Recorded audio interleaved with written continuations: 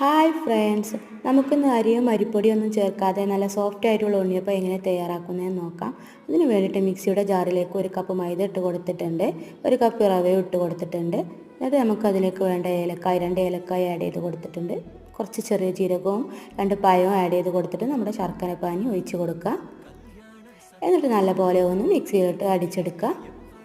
എന്നിട്ട് നമുക്കിതിലേക്ക് വേണ്ടത് തേങ്ങാക്കൊത്താണ് കേട്ടോ. അപ്പോൾ തേങ്ങാക്കൊത്ത് എടുത്തിട്ട് അതിലേക്ക് 1 സ്പൂൺ നെയ്യും കൂടി ആഡ് ചെയ്ത് കൊടുത്തിട്ട് നല്ലപോലെ ഒന്ന് മൂപ്പിച്ചെടുത്തിട്ടുണ്ട്. എന്നിട്ട് നമുക്ക് അതിലേക്ക് മിക്സ് ചെയ്ത് കൊടുത്തിട്ട് നല്ലപോലെ ഒന്ന് ഇളക്കി കൊടുക്കുക. എന്നിട്ട് ആവശ്യത്തിനുള്ള ഉപ്പിട്ട് കൊടുത്തിട്ട് നമ്മുടെ എണ്ണയിലേക്ക്, നമ്മൾ ചട്ടിയൊക്കെ അടുപ്പത്ത് വെച്ച എണ്ണയിലേക്ക് ഒന്ന് നമ്മൾ ഒഴിച്ച് കൊടുക്കുക.